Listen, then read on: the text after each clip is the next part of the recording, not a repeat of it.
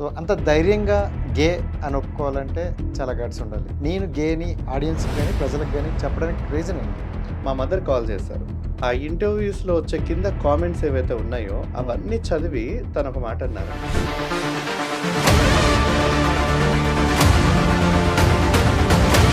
ఒక కుటుంబంలో ఒక మగపిల్లవాడు పుట్టాడు అంటే వాడు పెరిగి పెద్దయ్యి ఖచ్చితంగా బాగా చదువుకొని ఒక ఇంటికి అల్లుడుగా అయ్యి ఒక కొడుకుగా తన బాధ్యతలన్నీ నెరవేర్తించుకోవాలనేది చాలా వరకు సమాజంలో ఉండేటువంటి బాధ్యత. ఇది మనకు.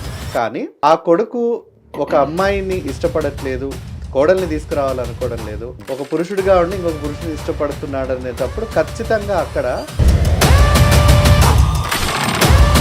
అండ్ గేకి ట్రాన్స్జెండర్కి ఏంటి డిఫరెంట్? అంటే కొంతమందికి తెలియని వాళ్ళ కోసం అది ఏంటి ఆ డిఫరెంట్ ఏంటి? గే అంటే ఇది ఎవరు అని అంటే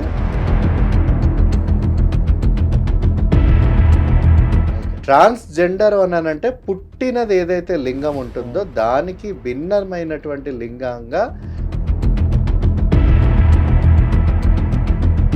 ఎన్నో విషయాలు ఉంటాయి కదా. ఇది ఒక అబ్బాయి పాయింట్ ఆఫ్ నుండి మీరు చెప్తున్నారు. అవతల అమ్మాయికి సో మీరు అన్నట్టు ఒక నడక కావచ్చు, రూపం కావచ్చు, చూసి నచ్చితేనే సో వీళ్ళిద్దరూ కనెక్ట్ అవుతారు. కరెక్ట్. మీరు ఎవరికైనా అంతే. మీరు అవతల వ్యక్తిని ఎలా నచ్చి అంటే ఏ నచ్చి మీరు ఆ వెర్షన్ చూస్తారు? సేమ్ అంతే. ఇప్పుడు ఒక అమ్మాయి ఒక అబ్బాయి మధ్యలో లేదా అమ్మాయి అబ్బాయి మధ్యలో ఎటువంటి అయితే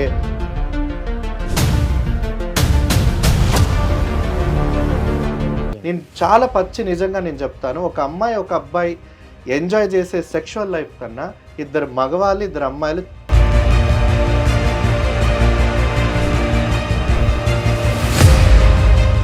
high viewers, welcome to our channel. నేను మీ రాజేష్. సో ప్రతిసారిలాగా ఈసారి కూడా ఒక స్పెషల్ గెస్ట్ని తీసుకుంటూ మీ ముందుకు వచ్చా. సో ఈ స్పెషల్ గెస్ట్ గురించి చెప్పాలంటే గత కొద్ది రోజులుగా సోషల్ మీడియాలో ఎక్కడ చూసినా ఈ ఈయన వీడియోలు ఎక్కువగా వైరల్ అవుతున్నాయి. అండ్ ఫస్ట్ ఆఫ్ ఆల్ ఈయన ధైర్యానికి అయితే మెచ్చుకోవాలి. ఎందుకు ఏంటి అనేది అయితే ఇంటర్వ్యూ చూస్తే మీకే అర్థమైపోద్ది. సో విష్ణుతేజ్ అయితే మనతో పాటు ఉన్నారు. సో మాట్లాడేద్దాం. Hi bro. హాయ్ అండి. బాగున్నారు, మీరు ఎలా ఉన్నారు? Super. And thank you so much and your valuable time అయితే ఇచ్చినందుకు. థ్యాంక్స్. అండ్ ఇంకోటి ఏంటంటే అసలు మీ guts first of all hats up. Seriously darling, అంటే ఇది హార్ట్ఫుల్గా చెప్తుంది. బట్ ఇందులో ఆడియన్స్ నుండి వచ్చే కొన్ని క్వశ్చన్స్ ఇలాంటివన్నీ ఉన్నాయి, అడుగుతా. మనం మొహమాటం లేకుండా మాట్లాడుకోవాలి, ఎందుకంటే వాళ్ళ గురించి ఇంటర్వ్యూ కాబట్టి. ఖచ్చితంగా. So first of all thank you so much వచ్చినందుకు. My pleasure. సో అంత ధైర్యంగా గే అని ఒప్పుకోవాలంటే చాలా గట్స్ ఉండాలి. సో మీరు ఎందుకు అంత డేర్ చేశారు? అది ఇన్ని రోజులు అంటే ఇన్ని సంవత్సరాల తర్వాత నేను గేని అని ఆడియన్స్కి కానీ ప్రజలకు కానీ చెప్పడానికి రీజన్ ఏంటి? ఓకే, సో చాలా మంచి ప్రశ్న రాజేష్ గారు. ఎందుకనంటే మీరు ఇందాక చెప్పారు చాలా వరకు వీడియోస్ అన్నీ కూడా ఈ మధ్య కాలంలో చాలా వైరల్ అవ్వడం ప్రీవియస్ ఇంటర్వ్యూస్కి సంబంధించి. సో ఆ ఇంటర్వ్యూస్లో మీకు ఒక సందర్భాన్ని నేను మన ఇంటర్వ్యూతో ప్రారంభించుకుంటూ నేను షేర్ చేసుకుంటాను. నేను ఒక పని మీద మంచిర్యాల వెళ్తున్నాను. అక్కడ ఒక స్కిల్ డెవలప్మెంట్ కోసం అనేసి ఆ ప్రయాణంలో ఉండి నేను తిరిగి వస్తుండగా మా మదర్ కాల్ చేశారు. మా మదర్ కాల్ చేసిన తర్వాత ఆ ఇంటర్వ్యూస్లో వచ్చే కింద కామెంట్స్ ఏవైతే ఉన్నాయో అవన్నీ చదివి తను ఒక మాట అన్నారు. ఏంటి అన్ని రకాలుగా బూతులు మాట్లాడుతున్నారు, అన్ని రకాలుగా నెగిటివ్ కామెంట్స్ ఉన్నాయి, అసలు ఎందుకు ఇదంతా, ఆ నెగిటివిటీ అంతా నువ్వెందుకు తీసుకోవాలనుకుంటున్నావు, సమాజంలో ఉన్న నెగిటివిటీ, ఒక ఫ్యామిలీగా యాజ్ అ మదర్గా నేను నిన్ను యాక్సెప్ట్ చేశాను, నీకు నువ్వు యాక్సెప్ట్ చేసుకున్నావు, మనకిద్దరం సంతోషంగా ఉన్నాం, దాన్ని పోయే ఆ నెగిటివిటీ అంతా మన నెత్తినేసుకోవడం ఎందుకు అని ఒక ప్రశ్న వేశారు.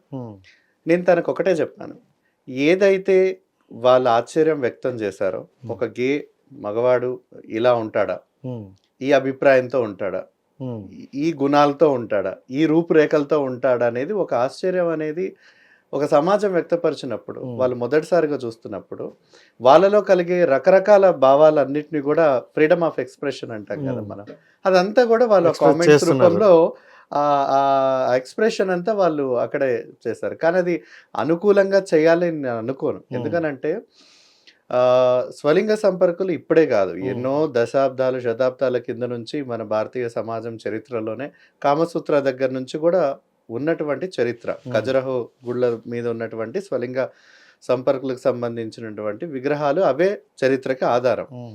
ఆ రోజు చాలా మందికి తెలియకపోయి ఉండొచ్చు. ఈ రోజు కూడా చాలా మందికి కూడా బహుశా తెలియకపోయి ఉండొచ్చు. కానీ మీరు అన్నట్టుగా ఒక గేగా యాక్సెప్ట్ చేసుకొని ఆ ధైర్యం ఇప్పుడు ఎందుకు వచ్చినదంటే, అంటే సమాజంలో ఏవైతే ఒక భావజాలం ఉంటుంది. మనం ఒక పితృస్వామ్య వ్యవస్థ నుంచి మనం వచ్చాం. పురుషాధిక సమాజంలో మనం బ్రతుకుతున్నాం. ఒక కుటుంబంలో ఒక మగపిల్లవాడు పుట్టాడు అంటే వాడు పెరిగి పెద్దయ్యి ఖచ్చితంగా బాగా చదువుకొని ఒక ఇంటికి అల్లుడిగా అయ్యి ఆ తర్వాత ఒక ఎవరినైనా పిల్లల్ని వారసత్వంగా కనించేసేసి ఒక కొడుకుగా తన బాధ్యతలన్నీ నెరవేర్తించుకోవాలనేది చాలా వరకు సమాజంలో ఉండేటువంటి బాధ్యత. ఇది మనకుండే. కానీ ఆ కొడుకు ఒక అమ్మాయిని ఇష్టపడట్లేదు, ఇంటికి కోడల్ని తీసుకురావాలనుకోవడం లేదు, ఒక పురుషుడిగా ఉండి ఇంకొక పురుషుని ఇష్టపడుతున్నాడు అనేటప్పుడు ఖచ్చితంగా అక్కడ తల్లిదండ్రులలో ఎక్కడ లేనటువంటి ఒక కోపం, ఒక వ్యతిరేకత, ఒక భయం, ఒక అసహనం, ఒక అసహ్యం ఇవన్నీ ఎదురవుతాయి. ఇవన్నీ ఎదురైనప్పుడు ఎలాంటి పరిస్థితులు అనేది ఆ సమాజంలో తల్లిదండ్రుల మధ్య, సమాజం మధ్య ఆ మగవాడు ఎదుర్కొంటాడు అనేది ఒక పెద్ద సవాలు. అయితే గతంలో ఎప్పుడైతే సుప్రీంకోర్టులో ఉన్నటువంటి మన ఈ హోమోసెక్షువాలిటీని డీక్రిమినలైజ్ చేయాలన్నటువంటి పిటిషన్ నడుస్తున్నప్పుడు మనకి యాక్చువల్గా యూకే నుంచి బ్రిటిష్ ప్రభుత్వం ద్వారా మనకు వచ్చినటువంటి ఒక చట్టం 377 అనేది. అది స్వలింగ సంపర్కులు ఎవరైనా ఇద్దరు ఆడవాళ్ళు కానీ ఇద్దరు మగవాళ్ళు కానీ శారీరకంగా లైంగికంగా గనక కలిసి ఉన్నట్లయితే ఖచ్చితంగా వాళ్ళని 7 సంవత్సరాల పాటు కఠిన కారాగార జైలు శిక్ష విధించే చట్టం. సో 2018 ముందు వరకు కూడా ధైర్యంగా నేను స్వలింగ సంపర్కుడిని అని ఎవ్వరు కూడా చెప్పుకునే ప్రయత్నం చేయరు. ఎందుకంటే ఆ చట్టం ఉంది కాబట్టి ఒక భయం, ఒక క్రిమినల్ గా పరిగణించింది కాబట్టి భయం. ఎప్పుడైతే 2018 ఈ సుప్రీంకోర్టు తీర్పు ఇచ్చిందో, చారిత్రాత్మక తీర్పు, అంటే స్వలింగ సంపర్కులైన వ్యక్తులు వాళ్ళందరూ కూడా మనలాంటి సాధారణమైన మనుషులే, వాళ్ళ యొక్క లైంగికతను బట్టి మనం వాళ్ళందరినీ క్రిమినల్స్గా చూడాల్సిన అవసరం లేదనేది ఆ చట్టాన్ని ఎత్తేస్తూ ఒక చారిత్రాత్మక తీర్పిచ్చింది. సో అక్కడ నుంచి మళ్ళీ 2025 వరకు, 2018 నుంచి 2025 వరకు ఈ 5-6 సంవత్సరాలు ఏంటంటే సమాజం ఎలా రెస్పాండ్ అవుతుంది, ఒకవేళ చెప్తే నన్ను కొట్టిద్దా, చంపేసిద్దా, లేకపోతే నా మీద ఏమైనా అసహించుకుంటుందా ఏంటనేది ఇవన్నీ బేరీజు వేసుకొని కొంత ధైర్యం తెచ్చుకున్న తర్వాతనే నేను గే అనేది చెప్పాల్సిన అవసరం వచ్చింది. ఎందుకనంటే సైలెంట్గా ఎంతమంది స్వలింగ సంపర్కుల మహిళలైనా పురుషులైనా వాళ్ళందరూ కూడా ఈ పెళ్లి చేసుకోవాలి అన్న ఒక సందర్భంలో చాలా అతలాకుతలం అయిపోయి వాళ్ళందరూ కుటుంబాల దగ్గర విడిపోయి, లేదా బలవంతంగా పెళ్లిళ్ళు చేసుకొని మళ్ళీ అక్కడ కోట్ల చుట్టూ తిరిగి విడాకుల కోసం, ఇదంతా రకరకాలుగా చిందరబందర జీవితాలు అనిపిస్తాయి. అదేంటి దేని వలన అంటే సమాజానికి గే అంటే ఎవరు, లెస్బియన్ అంటే ఎవరు, ట్రాన్స్జెండర్ అంటే ఎవరు, బైసెక్షువల్ అంటే ఎవరు అనేది ఒక వ్యత్యాసం తెలియకపోవడం. అందుకొరకు మాత్రమే నేను అంటే ఎవరు అనేది సమాజానికి తెలియదు కాబట్టి నా పరిచయంతోటే, నా ముఖ పరిచయంతోటే నేను అది అందరికీ ఒక అవగాహన తీసుకురావాలన్న ఒక ఉద్దేశంతో ఆ ధైర్యాన్ని నేను తెచ్చుకున్నాను. సో మా అమ్మ అనుకునేటట్టుగా ఆ నెగిటివిటీ అంతా కూడా నేను భరించడానికి సిద్ధమై సమాజంలో నా మొహం చూయిస్తూ, నా మాటలు వాళ్ళకి వినిపిస్తూ ఆ నెగిటివిటీ అంతా తీసుకొని వాళ్ళ పట్ల కొంత మార్పునైతే నేను తీసుకొచ్చే విధంగా మొదలుపెట్టిన ప్రయత్నం. రైట్. అండ్ గేకి ట్రాన్స్జెండర్కి ఏంటి డిఫరెంట్ అంటే కొంతమంది తెలియని వాళ్ళ కోసం అది ఏంటి ఆ డిఫరెంట్ ఏంటి? సో చాలా మంది గే అంటే అనుకునేది ఏంటంటే చాలా అమ్మాయిగా, ఆడతనంతో, చాలా ఫెమినైన్గా, అదేమంటారు చాలా ఏమంటారు అంటే చాలా సెక్షువలైజ్డ్గా ఉంటారు, ఎక్కడ పడితే అక్కడ ముట్టుకుంటారు, చాలా వయ్యారంగా ఒంపు సొంపులుగా ఉంటారు, ఒక మగవాడు ఆడపిల్లలాగా ప్రవర్తిస్తే ఎలా ఉంటారు అనేది కామన్గా అందరికీ ఉండేటువంటి ఒక అభిప్రాయం. కానీ గే అంటే ఎవరు అనంటే ఒక పురుషుడు ఇంకొక పురుషుడిని మానసికంగా, శారీరకంగా, లైంగిక పరంగా ఇష్టపడేటువంటి వ్యక్తి. ఆ వ్యక్తితోటే అన్ని రకాలైనటువంటి అట్రాక్షన్స్ కలిగి ఉన్నటువంటి వ్యక్తి. కానీ సమాజంకి ఏంటనంటే గే అని అనగానే మనం సినిమా ప్రభావం వల్ల కానీ మిగతా వాటి ప్రభావం వల్ల కానీ అక్కడ కొంత నెగటివిటీ అనేది అయితే ఉంది. అయితే ఈ ట్రాన్స్జెండర్కి గేకి ఒక డిఫరెన్స్ ఏంటంటే గే అనేది వెస్టర్న్కి సంబంధించినటువంటి ఒక ఆంగ్ల పదం. తెలుగులో మనం స్వలింగ సంపర్కుడు లేదా ఉమ్. స్వలింగ సంపర్క పురుషుడు, ఉమ్, దాన్ని ఇంగ్లీష్లో గే అని అంటారు. ఉమ్, ఈ స్వలింగ సంపర్క పురుషుడు ఎవరైతే ఉంటారో తను పురుషుడే, ఉమ్, పుట్టినప్పుడు అబ్బాయిగానే పుడతారు, పెరిగి పెద్దయ్యాక కూడా అబ్బాయిగానే ఉమ్, ఉండాలనుకుంటాడు, ఉమ్. ప్యాంటు షర్టే వేసుకోవాలనుకుంటాడు, మీసం గడ్డాలే ఎక్కడ పెంచుకోవాలనుకుంటాడు, శారీ ఎక్కడ కట్టుకోవాలని కూడా చీర కట్టుకోవాలనుకోడు, ఎక్కడ ఉమ్, కూడా ఆడతనంతో ఉండాలని అనుకోడు, ఆడ ప్రవర్తన కూడా కలిగి ఉండాలని కూడా అనుకోడు. ఉమ్, కానీ ఆడ ప్రవర్తన కలిగి ఉండడం అది ప్రతి ఒక్క పురుషుల్లో ఎంతో కొంత ఆ ఉమ్, ఫెమినిటీ అనేది ఉంటుంది, అది అందంగానే ఉంటుంది. ఉమ్, కానీ ఎప్పుడైతే చాలా ఎక్కువగా ఉంటుందో అక్కడ కొంత మనం అర్థం చేసుకోవాల్సినటువంటి పరిస్థితి ఉంటుంది. ఉమ్, అవును. ఆ విషయాలు కూడా మీకు చెప్తాను. ఉమ్, సో ఎప్పుడైతే గే మగవాడు, ఆయన కూడా ఒక మగవాడే, ఉమ్, సర్వసాధారణంగా అందరి మగవాళ్ళగా ఆయన మగవాడే. ఉమ్, ఈ గే మగవాడు ఏంటంటే ఇంకొక మగవాడిని ఇష్టపడతాడు కాబట్టి దానిని స్వలింగ సంపర్క మగవాడు లేదా గే మగవాడు ఉమ్, అంటారు. ఉమ్, అదే ఒక మగవాడు ఇంకొక ఆడ వ్యక్తిని గనక ఇష్టపడినట్లయితే ఆయన పరలింగ సంపర్క మగవాడు లేదా హెట్రోసెక్షువల్ ఉమ్, ఉమ్, మెన్ అనే దానికి ఈ భాషలో మాట్లాడతారు. కానీ ఇక్కడ ట్రాన్స్జెండర్ వ్యక్తి ఎవరైతే ఉంటారో ఉమ్, చిన్నప్పుడు అమ్మాయిగా పుట్టి పెరిగి పెద్ద అయిన తర్వాత మగ లక్షణాలతో ఉండి పెరుగుతా ఉన్నప్పుడు ఉమ్, అమ్మ ఇదేంటి ఆడపిల్లలాగా ప్రవర్తించట్లేదు, మగాళ్ళలాగా మగాళ్ళ ప్రవర్తిస్తా ఉన్నాడు, మొగరాయుడు లాగా ఉన్నారు ఆ, అని చాలా కొన్ని సందర్భాల్లో అమ్మాయిలు అంటా అంటారు. ఉంటారు. అవును. కానీ ఎక్కడ ఎక్కువ వివక్షత అనిపిస్తుంది అంటే ఒక మగ పిల్లవాడు ఆడపిల్లలాగా ప్రవర్తించి పెరిగి పెద్ద అవుతా ఉన్నప్పుడు వీడేంటి తేడాగా 0.5 లాగా చాలా తేడాగా ఉన్నాడు అంటే, ఉమ్, ఒక ఆడపిల్ల మగ పిల్లవాడిలాగా ప్రవర్తిస్తే సమాజం దాన్ని యాక్సెప్ట్ చేసే ప్రయత్నం ఉంటుంది. ఏముందిలే మారుతుందిలే ఆడపిల్ల పెరిగి పెద్ద అయ్యాక. కానీ అదే మగ పిల్లవాడు ఆడపిల్లలాగా ప్రవర్తిస్తా ఉంటే అమ్మో ముందు ముందు వీడు ఇలాగే ప్రవర్తిస్తా ఉంటే రేపొద్దున ఏదో మన ఇంటికి చెడ్డ పేరు తెచ్చేలాగున్నాడు, వీడిని మగపిల్లాడిలాగా ప్రవర్తించేలాగా మనం మార్చే మార్చుకోవాలి. విధంగా మనం ఉంచాలి అనేది ఒక ఉమ్, అభిప్రాయం ఉమ్, ఉంటుంది. సో ట్రాన్స్జెండర్ వ్యక్తులు ఎవరంటే ఆడపిల్ల నుంచి మగపిల్లవాడిలాగా లేదా మగపిల్లాడి నుంచి ఆడపిల్లవాడిలాగా మారేందుకు వాళ్ళ శారీరకంగా మానసికంగా ప్రయత్నం చేసి సర్జరీల ద్వారా కానీ లేదా వాళ్ళ ఒంటి మీద ఉన్నటువంటి బట్టలు ఉమ్, సామాజికంగా ఒక సొసైటీలో ఎలా బ్రతకాలనుకుంటున్న ఆ మార్పు వల్లనే ట్రాన్స్జెండర్స్ వ్యక్తులు ఉంటారు. ఉమ్, ఇక్కడ మగవాడు గే మగవాడైనా పరలింగ సంపర్క మగవాడైనా మారాలని అనుకోరు. ఉమ్. ఎందుకని? వాళ్ళు ఎలా పుట్టారో వాళ్ళు అలాగే అలాగే. ఇష్టపడతారు. Okay, okay. ట్రాన్స్జెండర్ అనంటే పుట్టినది ఏదైతే లింగం ఉంటుందో ఉమ్. దానికి భిన్నమైనటువంటి లింగంగా మార్చుకోవాలి అన్న అభిప్రాయం ఎక్కడైతే వాళ్ళకి వచ్చుంటుందో ఉమ్. వాళ్ళని ట్రాన్స్జెండర్ వ్యక్తులు అని ఉమ్. అంటాం. సో చాలా వరకు ఏంటంటే ఇది మనకు ఈ వ్యత్యాసం తెలియదు కాబట్టి ఉమ్, చాలా మంది కన్ఫ్యూజ్ అయిపోతా ఉంటారు. ట్రాన్స్జెండర్స్ లో కూడా 2 రకాలు మీకు ఇందాక చెప్పాను. ఉమ్, ఆడపిల్ల దగ్గర నుంచి మగపిల్లవాడిలాగా, ఉమ్, మగపిల్లాడి దగ్గర నుంచి ఆడ వ్యక్తిలాగా. ఉమ్. ఇప్పుడు సమాజంలో ఎక్కువగా మీరందరూ చూస్తూ ఉంటారు ఉమ్. చాలా వరకు రైల్వే స్టేషన్ లో కానీ సిగ్నల్స్ లో కానీ మగపిల్లాడి నుండి ఆడపిల్లగా మగపిల్లాడి నుంచి ఆడపిల్లగా మారినటువంటి వ్యక్తులు వాళ్ళని ఎక్కువగా చూస్తూ ఉంటారు. మరి వాళ్ళు ఆడపిల్లల నుండి మగపిల్లల మారిన వాళ్ళు ఎవరైనా మనకి చాలా అంటే మంది సమాజంలో ఉన్నారు. చాలా తక్కువ కనిపిస్తారు. ఖచ్చితంగా. ఎందుకని? ఎందుకనంటే వాళ్ళు రావడానికి చాలా భయపడతా ఉంటారు. ఉమ్, ఇప్పుడు సమాజం ఏం చేస్తుందంటే ఒక ఆడపిల్ల మగపిల్ల వాళ్ళగా ప్రవర్తిస్తా ఉంటే ఉమ్, మారుతుందిలే తను అని ఇంట్లోనే పెట్టుకుంటారు. ఉమ్, కానీ అదే మగపిల్లవాడు ఎప్పటికీ మారట్లేదు అలాగే ఉన్నాడు అని అంటే అమ్మో ఇంట్లో పెట్టుకుంటే మనకెందుకు ఇది వచ్చింది అనేసి నానా రకాలుగా హింసలు పెట్టేసరికి ఇంట్లోంచి వాళ్ళు మగపిల్లలు ఆ ప్రెషర్ తట్టుకోలేక బయటకు వచ్చేసేసి బయటికి రాగానే వాళ్ళకి కనిపించేది ఏంటి అని అంటే భిక్షాటన, సెక్స్ వర్క్, బయట కనిపించేటువంటి ట్రాన్స్ ఉమ్, ఉమ్, గ్రూప్స్. ఉమ్, సో ఇంకొకటి మార్పు చాలా మందికి తెలియదు ఏంటంటే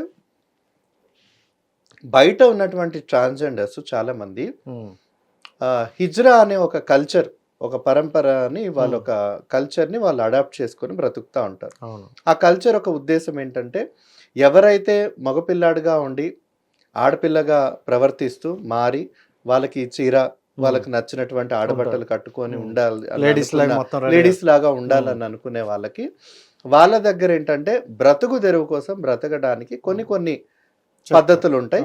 అలాగే వాళ్ళకంటూ పూజించడానికి ఒక మతపరమైనటువంటి విశ్వాసంలో అంటే వాళ్ళకు కొన్ని ఆచార వ్యవహారాలు కట్టుబాట్లు ఉంటాయి. వాళ్ళందరూ కూడా ఒక సమూహంగా, ఒక గుంపుగా, ఒక సమూహంగా, ఒక యూనిటీగా బ్రతకడానికి ప్రయత్నం చేస్తూ ఉంటారు.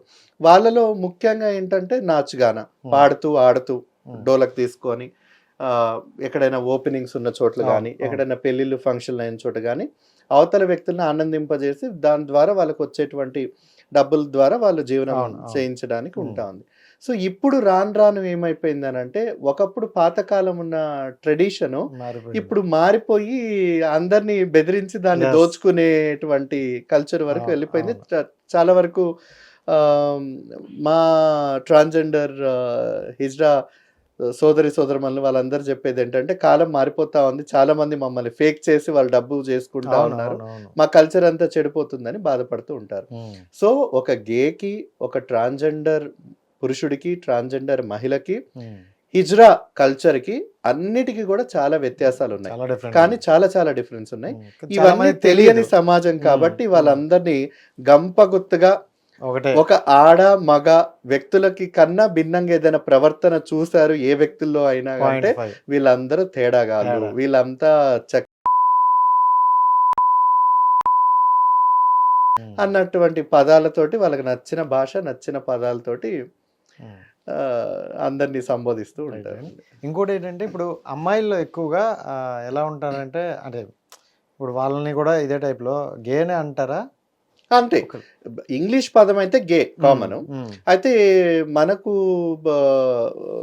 గంపగుత్తుగా మాట్లాడడానికి గే అని వాడతారు. కానీ ఇంగ్లీష్ లో ఆడపిల్లలు ఇంకొక ఆడపిల్లలు గనక ఇష్టపడినట్లయితే వాళ్ళని లెస్బియన్స్ అంటారు. అవును. ఉమ్. స్వలింగ సంపర్క మహిళలు, ఉమ్. స్వలింగ సంపర్క పురుషులు, ఉమ్. గే మెన్, లెస్బియన్ ఉమెన్. ఈ బైసెక్షువల్ అనే వ్యక్తులు ఎవరైతే ఉంటారో ఒక మగ వ్యక్తి ఇంకొక ఆడ వ్యక్తిని ఇంకొక మగ వ్యక్తితో ఇద్దరితో సరిసమానంగా ఆ అట్రాక్షన్ కలిగి ఉండటం, ఉమ్. లేదు ఒక ఆడ వ్యక్తి ఇంకొక ఆడ వ్యక్తితోటి ఇంకొక మగ వ్యక్తితోటి అట్రాక్షన్ కలిగి ఉండటం. ఉమ్. సో దీన్ని బైసెక్షువల్ అనేది అంటే అంటారు ఇదంతా అన్నమాట. సెక్సువల్ గానే వెళ్తుందా లేకపోతే ఏంటి అర్థం అవట్లేదు. ఎందుకంటే ఒక కరెక్ట్. పాయింట్ నాకు ఎక్కడ చూసుకున్నా గే అన్నా అవును. లేకపోతే ఆ అమ్మాయిల పరం నుండి చూసినా ఎక్కడ చూసినా ఇంటర్నల్ లింక్ సెక్స్ కే వెళ్తుంది అనమాట. కరెక్ట్. అంటే సెక్స్ ఒకటేనే వాళ్ళకి కాదు, ఉమ్. ఎందుకనంటే టర్మినాలజీస్ అనేవి ఇంగ్లీష్ లో ఉన్న టర్మినాలజీస్ అనేది తెలియకపోవటం. ఉమ్. ఉదాహరణకు స్వలింగ సంపర్కులని ఇంగ్లీష్ లో ఏమంటారు? హోమో సెక్షువల్స్ అంటారు ఉమ్. ఉమ్. కదా. ఉమ్. దాన్ని తెలుగులో ఏమంటారు? స్వలింగ సంపర్కులు. ఉమ్. సంపర్కం అని అంటే నథింగ్ బట్ సెక్స్ ఆ. కదా. ఉమ్. ఇప్పుడు నేను స్వలింగ సంపర్క పురుషుడిని, ఉమ్. మీరు అంటే అర్థం కాల. నేను స్వలింగ సంపర్క పురుషుడిని, ఆ. మరి మీరు నేను పురుషుడినే కదా. పురుషుడినే, కానీ ఏ పురుషుడు? ఇన్ని ఉన్నాయా? ఆ. సో మీరు పరలింగ సంపర్క పురుషుడు. ఈ Okay. పరలింగ సంపర్క పురుషుడు ఎవరు అని అంటే ఒక పురుషుడు ఇంకొక అమ్మాయి. Opposite gender female female attract అయ్యి ఆ వ్యక్తితోటే సంభోగించి ఆ వ్యక్తితోటే జీవితం పంచుకునేటువంటి వ్యక్తిని పరలింగ సంపర్కుడు అంటారు. ఇంగ్లీష్ లో హెటిరోసెక్షువల్. ఈ పరలింగ సంపర్కులు లేదా ఇంగ్లీష్ లో హెటిరోసెక్షువల్ ఈ ప్రపంచ జనాభాలో ఎంతమంది ఉన్నారు? చాలా ఎక్కువ మంది దాదాపు 99% ఉన్నారు. పరలింగ సంపర్కులే ఉన్నారు. అవును. అంటే ఆడ వ్యక్తి ఇంకొక మగ వ్యక్తితో, ఒక మగ వ్యక్తి ఇంకొక. ఉమ్. దీంట్లో ఏమైనా కొత్తదనం ఏమైనా ఉందా? లేదు కదా. ఏమి లేదు. ఉమ్. అందుకనే ఇది మెజారిటీ కమ్యూనిటీ. ఉమ్. ఈ స్వలింగ సంపర్కులు ఆడవారైనా మగవాళ్ళైనా ఈ ఎల్జిబిటిక్యూ వ్యక్తులు ఎవరైనా కానీ వాళ్ళు మైనారిటీ. అంటే ప్రపంచ జనాభాలో 1% ఉంటారు కాబట్టి వాళ్ళని మార్జినలైజ్డ్ మైనారిటీ కమ్యూనిటీ అంటాం.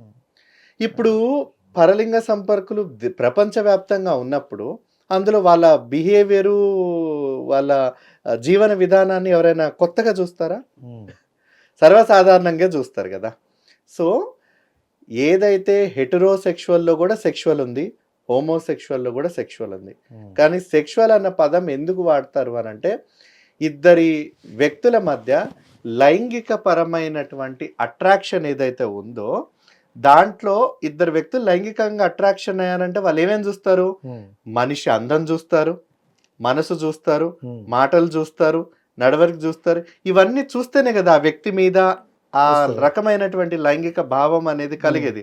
లేకపోతే జస్ట్ ఒక ముక్కు మూతట్లు చూడగానే మనకు అనిపించేసేస్తుందా? ఎన్నో విషయాలు ఉంటాయి కదా. ఇది ఒక అబ్బాయి పాయింట్ ఆఫ్ నుండి మీరు చెప్తున్నారు. అవతల అమ్మాయికి సో మీరు అన్నట్టు ఒక నడక కావచ్చు, రూపం కావచ్చు, చూసి నచ్చితేనే సో వీళ్ళిద్దరూ కనెక్ట్ అవుతారు. కరెక్ట్. బట్ మీరు ఎవరికైనా అంతే. మీరు అవతల వ్యక్తిని ఎలా నచ్చి అంటే ఏ నచ్చి మీరు ఆ వెర్షన్ చూస్తారు? సేమ్ అంతే. ఇప్పుడు ఒక అమ్మాయి ఒక అబ్బాయి మధ్యలో లేదా అమ్మాయి అబ్బాయి మధ్యలో ఎటువంటి అయితే ఆ ఫిజికల్ అపియరెన్స్ అంటే శారీరకంగా ఎలా ఉన్నారు. ఇప్పుడు కొంతమంది ఉంటారు, అబ్బా వాడు చూడవే మహేష్ బాలా ఉన్నాడు, వాడు చూడు ప్రభాస్ లాగా ఉన్నాడు, అంటే హీరో కట్అవుట్స్ తోటి ఒక ఊహించినటువంటి ఒక ఫిజికల్ స్ట్రక్చర్ తోటి వాళ్ళు కంపేర్ చేసుకుంటా ఉంటారు.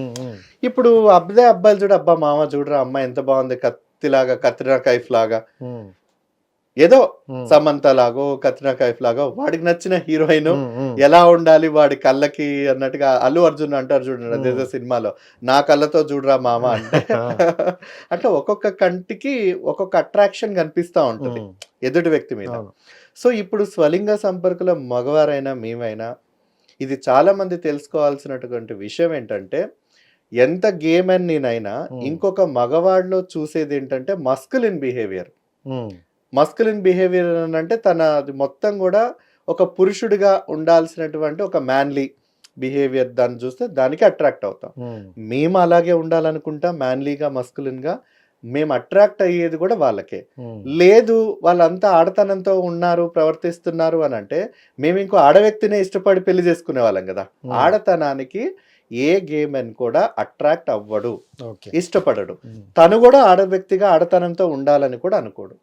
కానీ ఎప్పుడైనా హావభావాలు, ప్రవర్తన, ఆ జెండర్ ఎక్స్ప్రెషన్ అనేది చాలా మందికి కామన్ ఉంటుంది. ఎందుకనంటే బాలయ్య బాబు గారు కూర్చునే స్టైల్ వేరే ఉంటుంది, ఇంకొక హీరో మన విజయ్ దేవరకొండ కూర్చునే స్టైల్ వేరే ఉంటుంది, ఒకరు లెగ్ పొజిషన్ చాలా వేరే ఉంటుంది, ఒకరు ఇలా కూర్చుంటారు, ఒకరు ఇలా కూర్చుంటారు, ఒకరు కాళ్ళ మీద ఇలా పెట్టుకుని కూర్చుంటారు, రకరకాలుగా. ఈ పోస్చర్స్ అన్ని చూసి వాళ్ళందరూ తేడా మాడా అని మనం ఎక్కడైనా కామెంట్ చేసామా? ఆ ధైర్యమైనా చేసామా? కానీ అదే ఒక కామన్ వ్యక్తి కనుక చేస్తున్నట్లయితే వాడేంట్రా కాలు వంకరగా వేసుకొని క్రాస్ లెగ్ వేసుకొని తేడాగా కూర్చున్నాడు, గడ్డం కింద చేయి పెట్టుకొని అమ్మాయిలాగా కూర్చున్నాడు, ఇలా కామెంట్స్ కామన్ పర్సన్స్ మధ్యలో జరుగుతాయి. కానీ సెలబ్రిటీస్ కూడా ఇదే ఎక్స్ప్రెషన్ తోటి ఉంటారు కదా, మరి వాళ్ళని ఎవరు ప్రశ్నించరే. సో మన అదేంటంటే ఇవే ఇలాంటి స్టీరియో టైప్స్ ఏవైతే మన మధ్యలో ఉంటాయో అవి చాలా వరకు ఒక అవగాహన లేక, వాటిని చెప్పే వ్యక్తులు కూడా లేక సమాజంలో అటువంటి పొరపాట్లు జరుగుతూ ఉంటాయి. రైట్. ఇంకోటి ఏంటంటే, అంటే జనరల్గా చాలా మందికి ఉన్న టాపిక్, సో గే అనే వ్యక్తికి పిల్లలు పుడతారా పుట్టరా? ఎందుకంటే తను చూసుకుంటే అంటే అబ్బాయినే ఇష్టపడతారు కాబట్టి. కరెక్ట్. సో అమ్మాయిని పెళ్లి చేసుకున్న తర్వాత తనకు ఫీలింగ్స్ రావు. కరెక్ట్. ఒకటోది. అండ్ వచ్చినా అసలు జరుగుతుందా, లేకపోతే పిల్లలు పుడతారా పుట్టరా? సో మీ ప్రశ్నకి రెండు రకాల జవాబులు ఉన్నాయి. ఒకటి, గే మగవాళ్ళు గనక ఇంకొక ఆడ వ్యక్తితో గనక పెళ్లి చేసుకున్నట్లయితే పిల్లల్ని కంటారు, పిల్లల్ని అయితే కంటారు. కానీ కనే విధానం అనేది ఆలోచించాలి. ఇప్పుడు ఇప్పుడు నేను ఒక గే పురుషుణ్ణి, నాకు మా ఇంట్లో వాళ్ళు పెళ్లి చేశారు. అరే ఒక సంవత్సరంలో నువ్వు పిల్లోడిని కనివ్వాలి అనేది నా మీద ఉన్నటువంటి ఒక రెస్పాన్సిబిలిటీ. ఇప్పుడు నేనేం చేయాలి? ఆ అమ్మాయి అంటే నా అమ్మాయిని చూస్తే నాకు ఒక రెస్పెక్ట్ ఫీలింగ్ వస్తుంది, సెక్షువల్గా ఫీలింగ్ రాదు. కానీ నేనేం చేయాలి? నా ధర్మాన్ని నేను నిలబెట్టుకోవాలంటే బలవంతంగా నాలో కోరికల్ని నేను చంపుకునేది కాదు, తెచ్చుకోవాలి.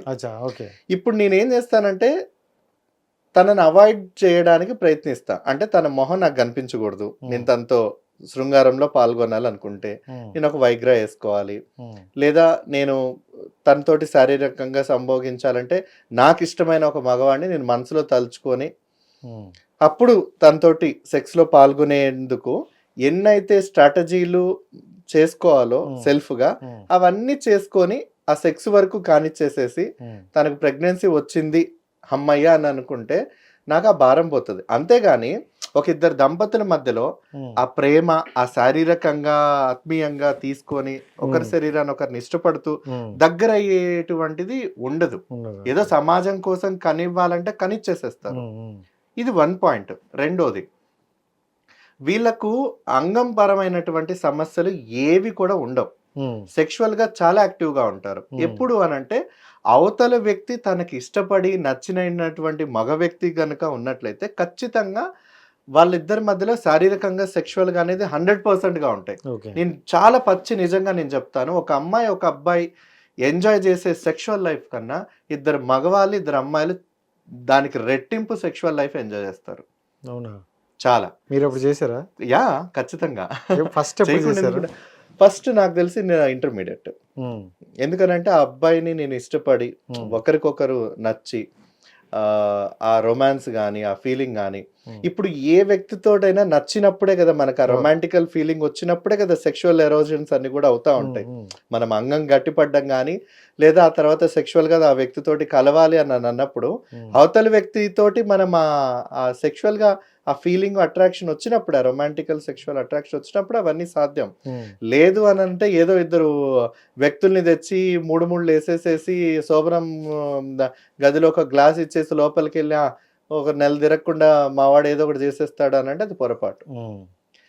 ఒక ఇద్దరు వ్యక్తులకి ఒక అట్రాక్షనే లేకుండా. సో మీరు ఇంటర్మీడియట్ లో చేశారు? అవును. సో ఇంటర్మీడియట్ లో అంటే చాలా చిన్న ఏజ్. చాలా చిన్న ఏజ్. సో ఏంటి అప్పటిలోనే మరి? చిన్నప్పుడు ఏజ్ అని అంటే చాలా మందికి, ఇప్పుడు నాకే కాదు కదా, ఒక 16 ఏళ్ల దగ్గర నుంచి ఎన్నో సినిమాలు వచ్చాయి. 16 ఏళ్ల వయసు అంటే ఏంటి? 16 ఏళ్ల వయసు పాటలు కూడా ఉన్నాయి 16 ఏళ్ల వయసు మీద. చాలా వరకు 16 అనేది టీనేజ్. ఈ టీనేజ్ మొదలైనప్పుడు చాలా మందికి ఏంటంటే వాళ్ళలో ఉన్నటువంటి హార్మోన్స్, సెక్షువల్ హార్మోన్స్ అనేది మొదలవుతాయి కాబట్టి శరీరంలో వాళ్ళకు అట్రాక్షన్స్ అనేవి అప్పుడప్పుడే అర్థమవుతూ ఉంటాయి.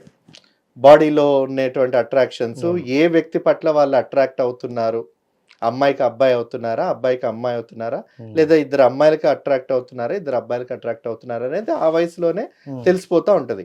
కానీ వాళ్ళు పెరిగి పెద్ద అయ్యి చాలా వరకు కూడా దాన్ని చెప్పడానికి భయపడరు. ఎందుకంటే సొసైటీ ఎలా చూస్తుంది, అరే ఒక అబ్బాయి అమ్మాయి బాగుంది కదా అని అంటే అది నార్మల్ గా ఫీల్ అవుతారు. ఒక అమ్మాయి ఒక అబ్బాయిని బాగుంది కదా అంటే నార్మల్ గా ఫీల్ అవుతారు. లేదు రే నాకు వాడు నచ్చాడు అనేది ఏ స్కూల్లో పిల్లోడైనా లేదా ఏ టీనేజ్ అబ్బాయి అయినా చెప్పగలుగుతాడా? లేదా ఏ అమ్మాయి అయినా చెప్పగలుగుతా? అంటే నీకేంటే అమ్మాయి నచ్చింది అంటావు, నువ్వు ఒక అమ్మాయి ఉండి నువ్వేంట్రా తేడాగాళ్ళగా అబ్బాయి నచ్చావంటావేంట్రా? అమ్మాయిని ఇష్టపడాలి కానీ కదా. ఈ అబ్బాయి నచ్చాడని చెప్పడంలోనే అంత కష్టంగా ఉంది. ఇంత కష్టం ఉంటే మీరు అక్కడ వరకు ఎలా వెళ్ళారు? అదే అంటున్నాను కదా, అప్పుడు కూడా అంతే. ఫిజికల్ గా వెళ్ళగానంటే అది ఇద్దరి మధ్యలో అనిపించింది. ఆ తర్వాత ఫేస్ చేయకుండా ఉంటానా? చూసే వాళ్ళందరూ అబ్బా వీళ్ళేంట్రా మొగుడు పిల్లలాగా ఉన్నారు, వీళ్ళేంటి వీళ్ళిద్దరి మధ్యలో ఏదో నడుస్తా ఉంది.